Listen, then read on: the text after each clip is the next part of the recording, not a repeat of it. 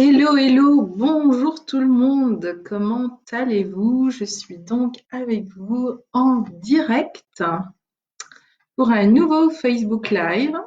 Donc, si vous êtes là, n'hésitez pas à me mettre dans le chat un petit coucou, voilà, me dire qui vous êtes, comment allez-vous, euh, où vous en êtes de toute cette période intéressante, incroyable.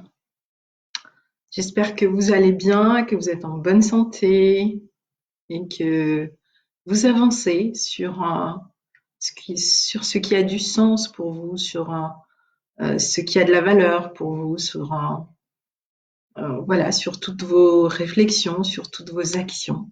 Parce que finalement, ce qui compte, c'est juste faire le prochain pas le lendemain. Voilà. Bonjour Virginie, comment vas-tu? Quel temps fait-il en Bretagne?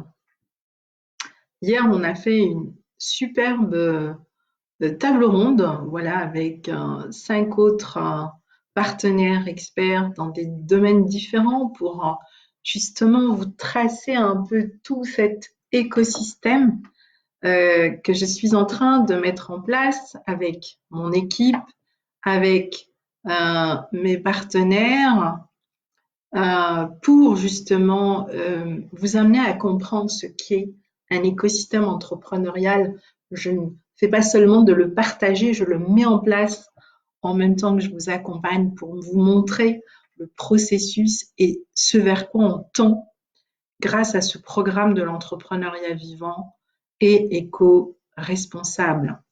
Bonjour Anne-Céline, bonjour Véronica, how are you? Where are you? In France or in India? Voilà, je suis heureuse de vous retrouver aujourd'hui. Donc, bonjour à toutes les personnes qui nous rejoignent. Et donc, dans ce live qui va durer à peu près une vingtaine, une trentaine de minutes grand maximum, je vais répondre à quelques questions d'entrepreneurs qui ont été posées hier pendant la table ronde. En effet, il est ressorti plusieurs éléments, plusieurs aussi positionnements, euh, plusieurs processus d'évaluation, d'évolution, voilà, entre les personnes qui sont encore en questionnement, en souffrance, et puis celles qui ont traversé toute cette période. Alors, vous m'entendez souvent parler de traverser, et dans traverser, pour moi, quand je ne suis pas bien, au fait, déjà, je ne résiste pas à ce qui me fait mal. C'est tout l'inverse, c'est-à-dire que je m'ouvre dans cet accueil, c'est-à-dire que j'élargis ma zone de confort. Moi, personnellement, je n'aime pas sortir de ma zone de confort. C'est plutôt l'inverse, c'est-à-dire que j'accepte la, la, le challenge, j'accepte la difficulté et je rentre dans un processus de transformation, dans un processus de transmutation, dans un processus d'alchimie. Et je vous referai un atelier autour de ce processus parce qu'il y a plusieurs niveaux dans le processus de transmutation et d'alchimie. Et j'aime dire que l'alchimie, c'est la loi la plus puissante de la nature. C'est la loi en réalité de Lavoisier. Rien ne se perd, rien ne se crée, tout se transforme. Mais finalement, comment on arrive à transformer tout cela? Comment on arrive à faire de la situation de chaos dans laquelle on peut être, individuellement ou collectivement, ce qui est le cas en ce moment, finalement une situation favorable pour évoluer? Est-ce qu'il faut tout jeter pour dire que, OK, on va reconstruire un nouveau monde, and so what, si on n'a pas changé à l'intérieur, si on n'a pas pacifié nos émotions, si on n'a pas décidé d'entreprendre notre vie, si on est la tête sous l'eau, et ça arrive. Et j'ai envie de dire aussi, je crois qu'il y a une forme d'illusion où les gens pensent qu'un jour, il fait beau 365 jours. Non. Il peut faire froid, il peut neiger, il peut y avoir des tempêtes. Euh, la vie, elle bouge, elle est tumultueuse et elle nous amène toujours vers des nouveaux rivages, puisque chaque jour est un jour nouveau. Donc finalement, qu'est-ce qui va faire qu'on va vivre des situations différemment? C'est le choix que l'on va faire face à la situation. C'est comment je vais l'aborder, comment je vais décider de la vivre. Et il y a des moments, même si je connais absolument tout, j'ai du mal à le faire. J'ai du mal à le faire parce que je passe par, voilà, par une période de souffrance, parce que certaines situations réveillent aussi en nous des mémoires cellulaires notamment, qui sont là et qui vont avoir besoin au fait de s'exprimer. Et je préfère là aussi avoir un autre regard sur ce type de situation, c'est-à-dire déjà de changer de langage, d'avoir ce que j'appelle un langage positif, un langage bienveillant, un langage qui, quand je vais l'utiliser, mon cerveau, mes cellules et mon corps, ils vont entendre autre chose que la situation par laquelle je traverse. Et ce langage, c'est de me dire, OK, la vie, au fait, aujourd'hui, m'interpelle, elle me questionne. Donc, je vais me mettre en mode questionnement. Euh, et ce mode questionnement, eh bien, je vais l'aborder dans le sens où c'est pour moi une opportunité d'auto-évaluer où je suis. On travaille beaucoup sur l'auto-évaluation dans la formation de l'entrepreneuriat vivant. Ce n'est pas par hasard, parce que c'est le premier principe de pouvoir évoluer en étant dans la bienveillance avec soi-même. La deuxième chose, c'est que je vais me dire, et si cela était juste une partie de moi que je n'ai jamais vue encore, que je n'ai jamais explorée et qui s'adresse à moi par la seule manière dont je peux l'entendre et la comprendre, c'est-à-dire aujourd'hui, eh bien, par, pour l'instant, la souffrance, puisque dans cette humanité, on apprend beaucoup par la douleur et par la souffrance, par le défi, par la fracture. Et c'est peut-être ça, finalement, que l'on doit changer petit à petit pour rentrer dans un flux. Et ce flux, eh bien, il y a des moments où il est haut, il y a des moments où il est bas. Mais ce qui est intéressant, c'est que moi, à l'intérieur, j'ai musclé mes cellules. Je leur ai appris à transformer les situations.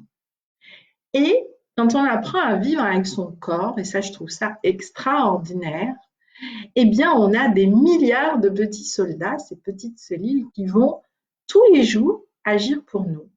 Et les cellules, on en a parlé hier, grâce au principe de l'épigénomique, ben une fois que vous les avez réinitialisées et qu'elles ont compris le processus, eh bien l'avantage, c'est qu'elles ne vont pas vous demander tous les jours comment il faut faire. Ça va être quelque chose qui, voilà, ça devient naturel. Est-ce que ça veut dire que la vie vous épargnera tous les questionnements, toutes les difficultés, tous les défis? Non, absolument pas. Mais vous, en revanche, vous aurez mis toute une approche, tout un écosystème avec vous-même qui va vous permettre d'agir, et je dis bien d'agir et non pas de réagir différemment face à des situations. Est-ce que ça prend du temps d'arriver à ça? Oui, ça prend du temps. Exactement comme créer son écosystème entrepreneurial à partir de son écosystème de vie. C'est des processus et on choisit d'y aller ou de ne pas y aller.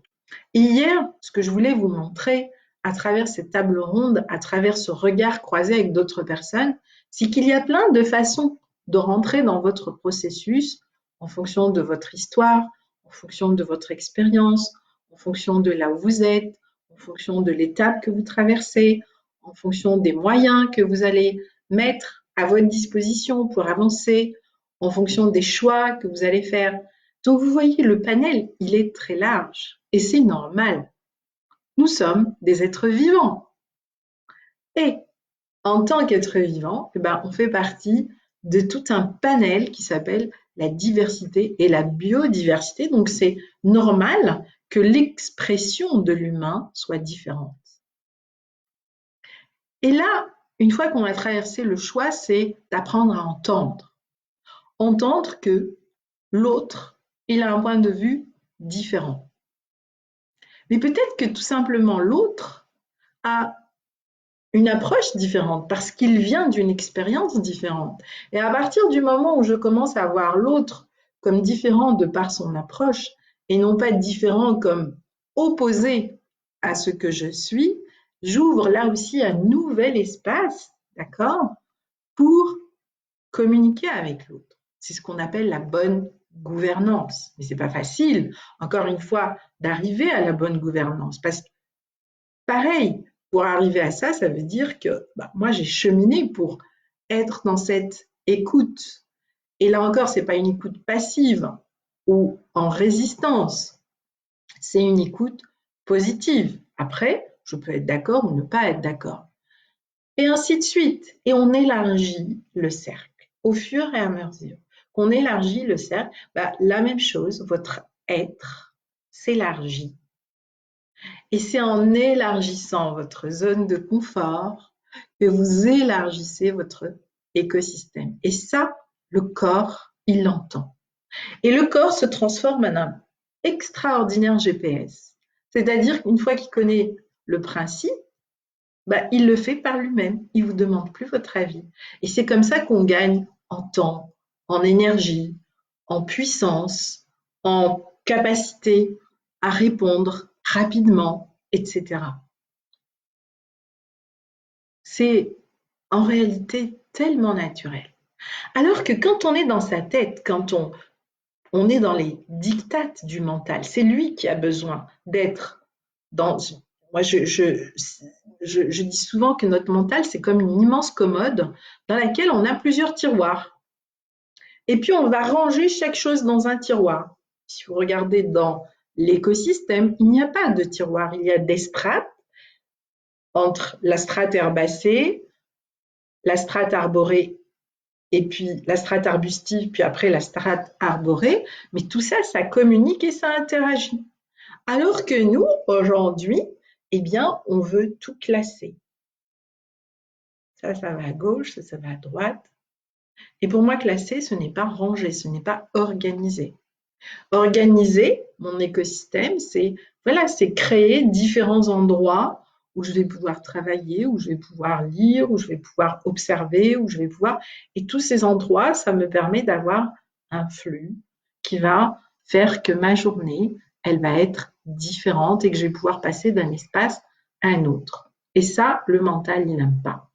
Le mental, il a besoin que ce soit carré. Donc, le mental, de quoi il a besoin? Il a besoin d'outils.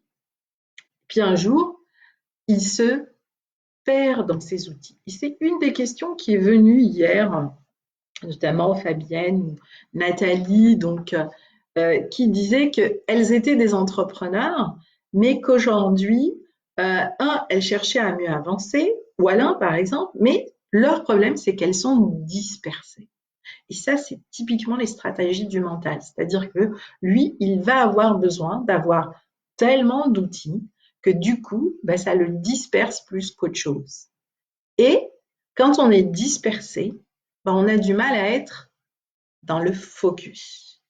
Et ça aussi, c'est quelque chose que vous m'entendez souvent répéter, le focus. Et je peux vous dire que c'est quelque chose que je travaille encore et encore, en m'émerveillant tous les jours de ce que peut être ce focus. Alors le focus, ça ne veut pas dire l'obstination. Le focus, eh bien, ça ne veut pas dire la crispation. Le focus, ça ne veut pas dire je prends mes points et allez, j'y vais même si ça me fait mal. Non, pas du tout. Le focus, pour moi, c'est l'ancrage. Et dans cet ancrage, il y a la détente du corps. Le focus, pour moi, ça veut dire que tel que l'arbre, d'accord, comme mon arbre de vie, je vais vraiment poser mes racines, aligner mon tronc, ma respiration, et je vais m'ouvrir un peu comme la canopée de l'arbre à ce qui se met en place. Et là, j'ai tout un alignement en plus de l'ancrage. Et c'est ça pour moi le focus. C'est-à-dire que pendant un instant, je vais avoir une telle concentration sur ce que je vis que je vais voir le tableau, que je vais voir pourquoi ça marche ou pourquoi ça ne marche pas. Votre pourquoi. On va beaucoup y travailler à ce pourquoi. Parce que c'est, voilà, le début, c'est vraiment, on met en place les processus. Et après, on muscle notre GPS intérieur, nos cellules, pour que ça devienne tout simplement quelque chose de naturel. Mais dans ce naturel, en effet, c'est pas en cliquant des doigts, c'est tous les jours un petit pas. Un jour, une action, un focus. Mais ça veut dire aussi qu'à ce stade, on sort du principe de la to-do list. To-do list, ça c'est ma tête. Donc il y a besoin. Et puis finalement, la to-do list, ben, elle nous met en stress. On est tout le temps en train de courir après le temps. On est tout le temps en train de courir après nos clients, après l'argent, après ceci, enfin tout le temps. Sortir de la to-do list. Organiser mon écosystème. Apprendre à vivre avec mon corps. Et on ne sait pas vivre avec notre être, et ben, pas grave, mais on connaît notre corps, on connaît nos limites, on connaît ce qui nous fait du mal ou ce qui ne nous fait pas, ce qui dure ou ce qui ne l'est pas. Eh bien, c'est voilà, c'est apporter de la bienveillance à ce processus, c'est ce qui nous permet en réalité de rentrer petit à petit dans une espèce d'entreprise avec notre écosystème intérieur. Et ça, c'est vraiment la clé qui change tout. Et chacun, là-dedans, va trouver ce qui lui donne envie d'avancer tous les jours, ce qui crée, oui, du désir de faire le pas suivant. Et l'apprentissage, c'est un apprentissage, c'est une expérience. Et c'est pour ça qu'au début, il est important de se faire accompagner pour acquérir cette expérience et cet apprentissage. Et encore une fois que vous avez fait l'acquisition de l'apprentissage, alors vous pourrez choisir quel est le meilleur outil qui vous correspond pour y arriver. Dans ce processus, il y a énormément de lâcher prise. Et ce n'est pas de la théorie, c'est de la pratique.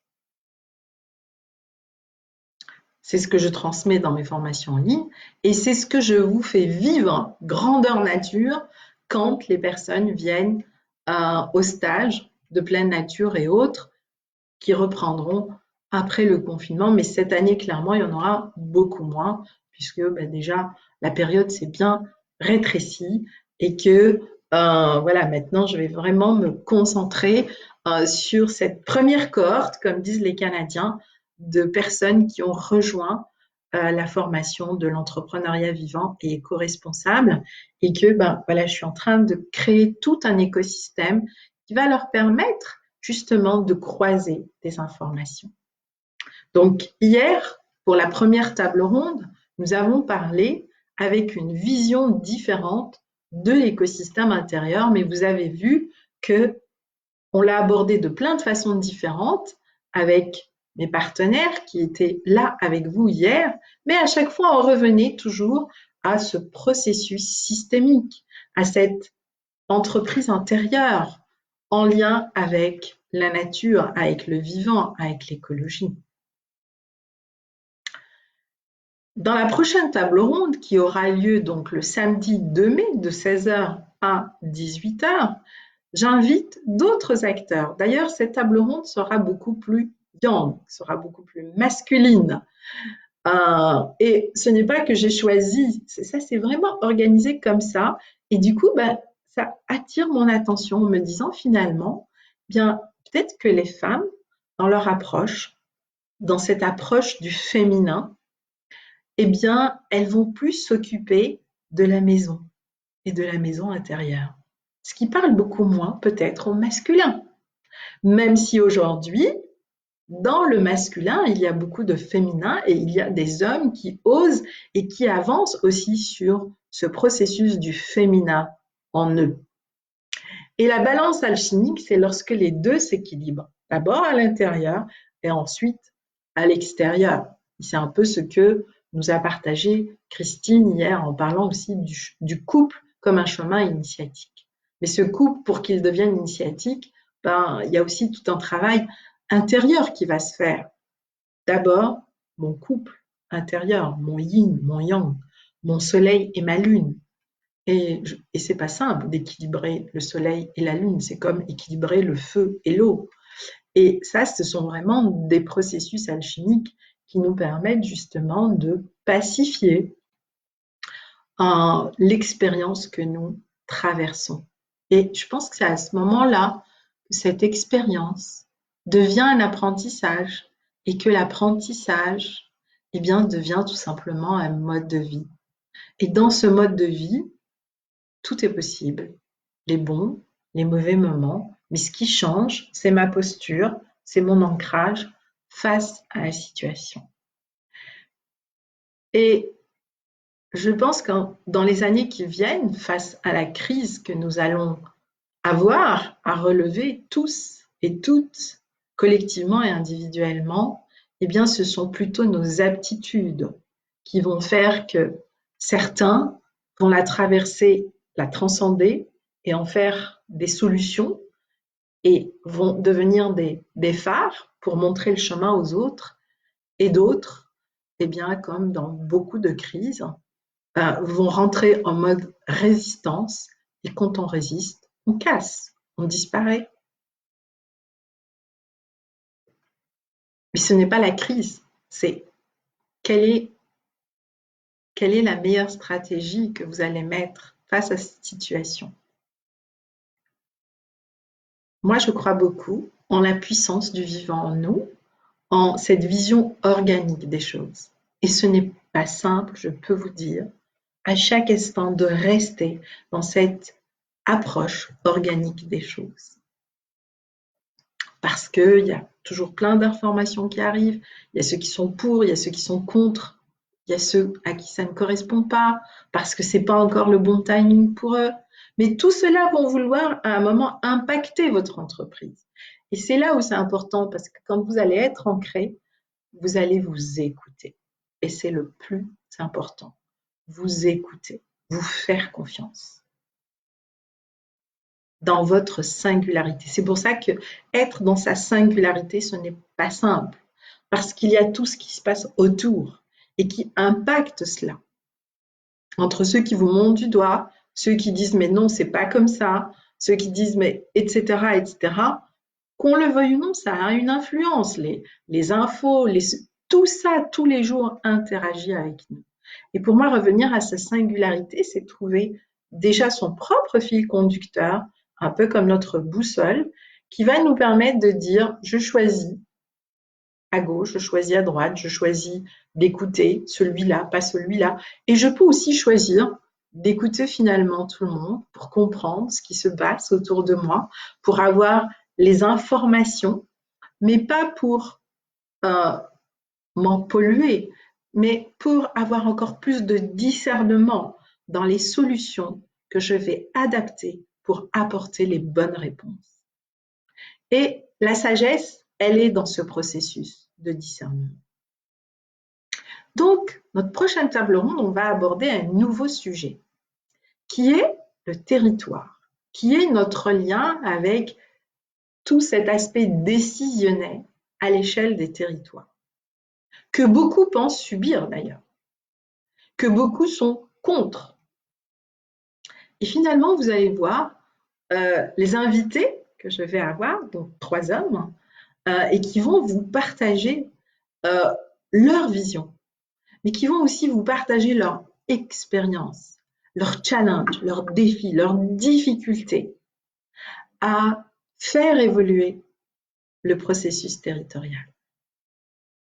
Et c'est important quand on est un entrepreneur et qu'on veut agir à l'échelle de notre destination, à l'échelle de notre commune, à l'échelle de notre pays, eh bien, d'avoir un autre regard là aussi sur comment ça fonctionne, quelles sont les difficultés et finalement comment, grâce à mon entreprise, je vais pouvoir aussi accompagner ce processus, le transformer, le changer, le faire évoluer. Mais dans tous les processus, on revient à un dénominateur commun, l'humain, notre mindset, nos émotions, nos besoins fondamentaux, ce qui est important pour nous. On revient toujours à cela. On revient toujours à la cellule. Ça, ce sera donc notre deuxième table ronde. Et enfin, la troisième table ronde, nous serons sortis du confinement, donc elle aura lieu le 28 mai. Et bien là, on va revenir à l'entreprise. Voilà, donc on aura fait l'être, le territoire, et puis finalement, l'entreprise. Comment je vais construire mon entreprise? Et vous avez bien vu, je mets mon entreprise au bout du processus. Et oui, c'est comme ça que ça marche et non pas l'inverse. Alors qu'un entrepreneur, quand il a une idée, il commence d'abord par y aller. Et puis, il va rentrer encore une fois dans des processus commerciaux de communication. Et puis, quand tout change, tout ça, ça s'effondre. Et puis, il se retrouve à nouveau au point zéro à tout recommencer. C'est très difficile. Et comme nous allons revenir très souvent dans les années qui viennent au point zéro, et si en 10 ans, on revient 3 fois au point zéro, la quatrième, on s'épuise, tout simplement. C'est comme l'écosystème. Si on ponctionne trop, l'écosystème s'épuise. Nous, c'est exactement pareil. Alors que c'est l'inverse. Justement, je m'auto-évalue, ensuite je crée mon écosystème en fonction de ce qui est important pour moi, mais aussi en fonction de là où mon entreprise doit agir à l'échelle où là, elle doit agir. Bien sûr, si j'ai une entreprise qui est essentiellement sur Internet, peut-être que ces dimensions-là n'interviennent pas de la même manière, quoique. Mais si j'ai une entreprise avec une boutique, un lieu d'accueil,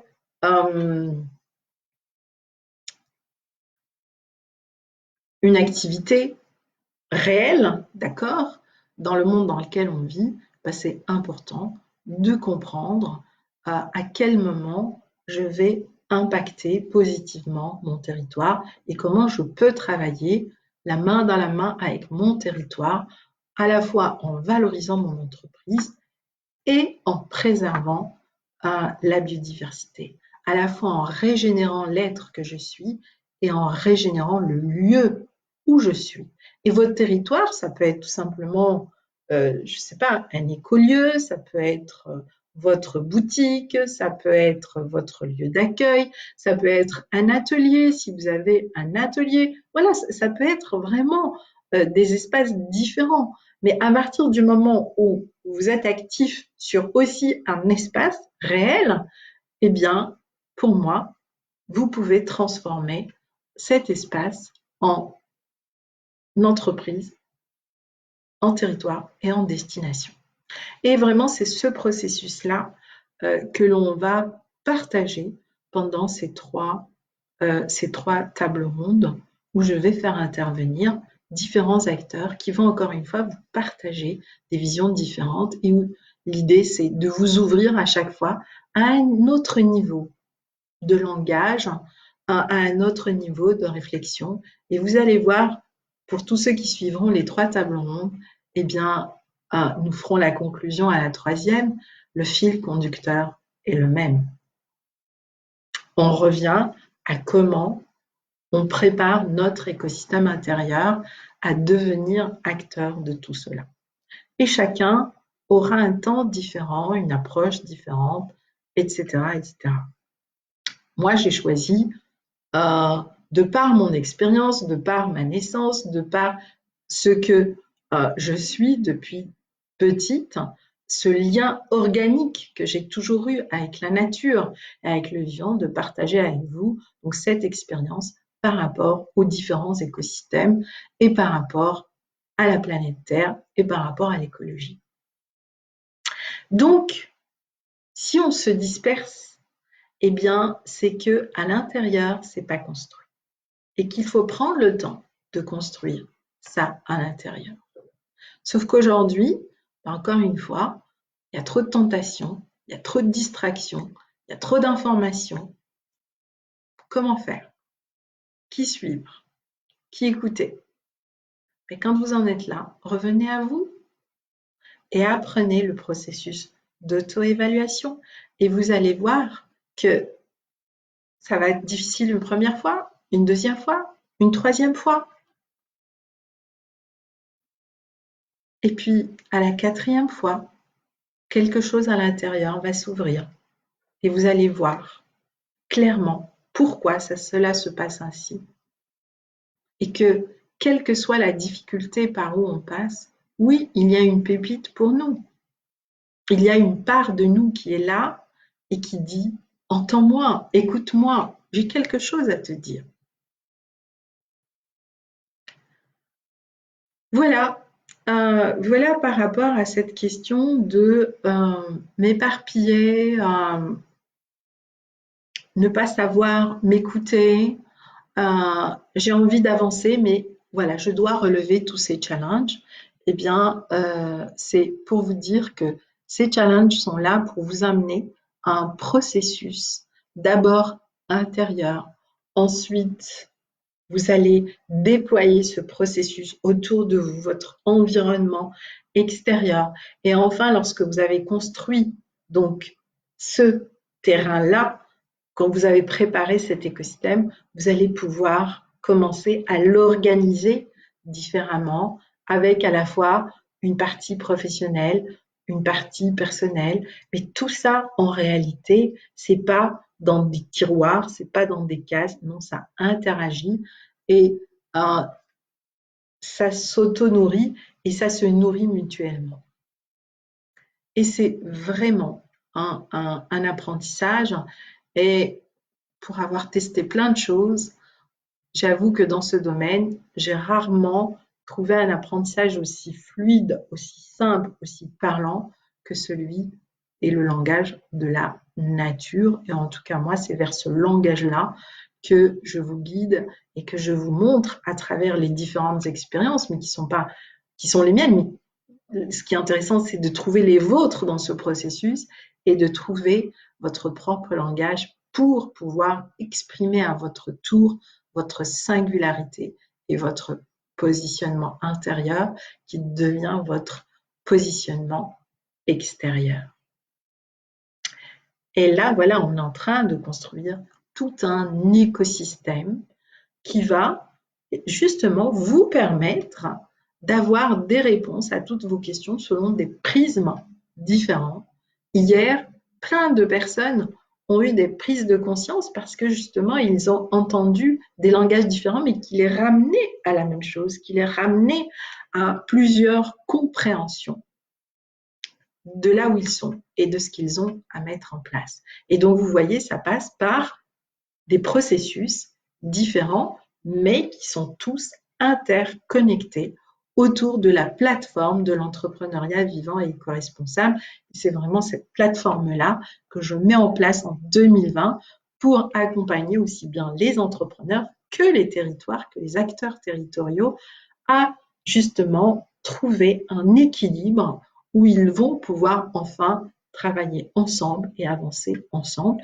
Mais voilà, c'est un travail qui est en cours et qui est un véritable processus dans lequel chacun, grâce à son projet, à son entreprise, va pouvoir apporter des réponses. Voilà ce que je voulais vous partager pendant ce live.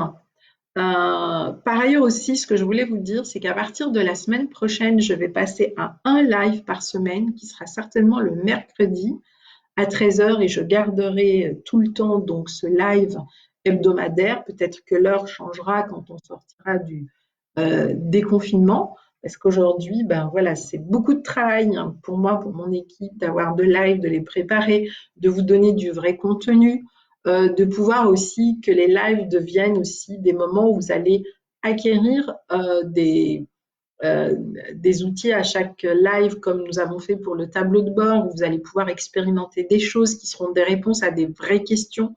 Moi, ce qui m'intéresse, c'est vraiment d'interagir avec vous et de répondre voilà, à vos demandes, à vos besoins, etc. C'est beaucoup plus intéressant de travailler de cette manière pour vous comme pour moi.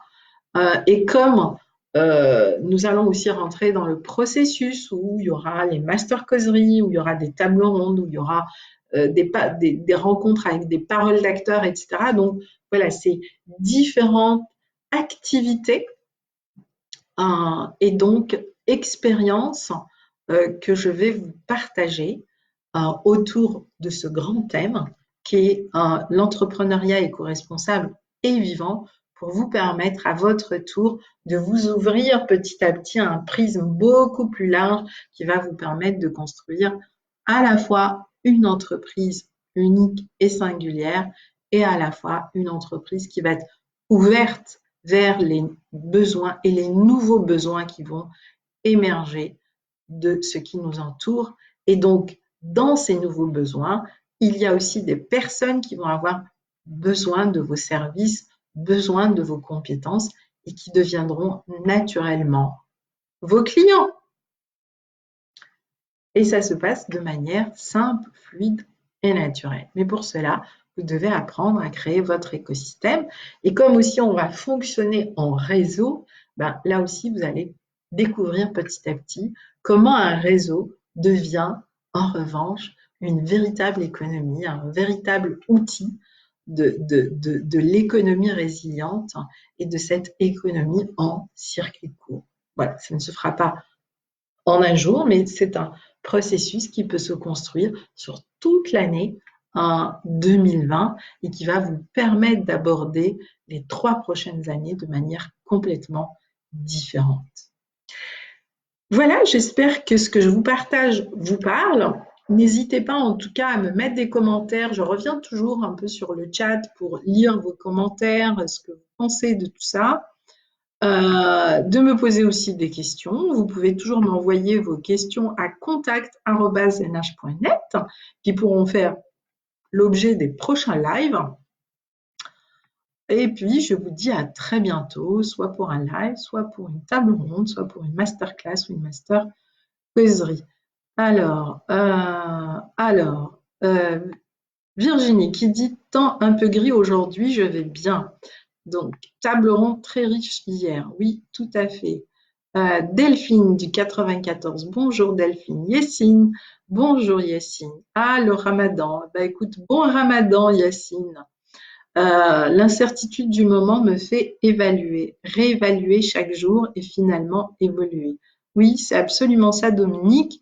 Et je vois le chemin que tu parcours, il est juste incroyable. Ça fait maintenant plus d'une année que je te suis et j'espère vraiment que voilà, on aura l'occasion en 2020 de se rencontrer quelque part ici dans le Var et peut-être, qui sait, dans quelques années sur la magnifique île de la Réunion. Coucou Maxime, bonjour mon cher Maxime, comment vas-tu? Euh, Merci beaucoup Maxime, toi aussi ce que tu fais c'est juste fabuleux. Alors on a aussi aujourd'hui avec nous Pascal qui est d'Espagne. Bonjour Pascal, où est-ce que tu es en Espagne? Donc sois la bienvenue. Je comprends mieux la notion de territoire, dit Anne-Céline. Oui, tout à fait. Et tu verras que samedi, vous allez entendre des acteurs territoriaux et vous allez comprendre que, voilà, pour eux aussi, ce n'est pas simple et qu'ils essayent de communiquer avec nous, avec tout leur langage. C'est juste, tout ça, c'est juste des questions de langage et je pense que c'est ça qu'on a quelque part aujourd'hui peut-être à pacifier pour mieux nous écouter, pour mieux nous entendre et pour mieux avancer ensemble. En tout cas, aujourd'hui, c'est clairement une urgence de pouvoir le faire ensemble. Bonjour Gwenella, suis en train de faire mon tableau des rêves. Cool. Coucou Florence, comment vas-tu? Je vois aussi que tu fais des super belles choses, tes ateliers. Quand je finirai ce premier cycle, j'assisterai volontiers à un de tes ateliers. J'ai vécu un processus de transformation dans mon corps. Mais oui, bien sûr, et tu vas voir quand tes petites cellules, elles vont commencer à pulser, ça parle ça. Et là, c'est très clair. Quand nos cellules commencent à nous parler, c'est très très clair. Et petit à petit, vous allez commencer à faire la différence. Quand Hector parle, alors j'appelle mon mental Hector. Quand Hector parle, c'est toujours brouillé. Mais quand les cellules parlent et qu'on apprend le processus des enfants, c'est toujours très clair en fait. Et il y a toujours un avant et un après. Et ça vient pas de l'extérieur, ça vient de vous. Et ça, c'est vraiment important. En revanche, l'extérieur, il va vous faire un effet miroir. Alors, c'est quoi l'effet miroir? C'est cette partie-là qui vibre de vous et qu'on va petit à petit transformer, tout simplement. Eh bien, bonne continuation donc de ton processus de transformation, Anne-Céline. Alicante, ah super, donc dans le sud de l'Espagne. Super. Bon, eh ben, écoutez, je suis vraiment ravie de partager ce live avec vous. Je vous souhaite une très belle fin de semaine. Nous voilà arrivés au week-end. Notre prochain live arrivera donc, sera pour le mercredi prochain à 13 heures. Et donc la semaine prochaine, il n'y aura plus qu'un seul live par semaine. Et encore une fois, ben, je vais voir voilà, quelle est la question qui revient. Et donc, on profitera de ce live pour faire un exercice et pour, encore une fois, eh bien, regarder une autre clé d'entrée vers l'entrepreneuriat vivant et éco-responsable. Et d'ici là, je vous souhaite une très très belle journée printanière. À bientôt, les amis.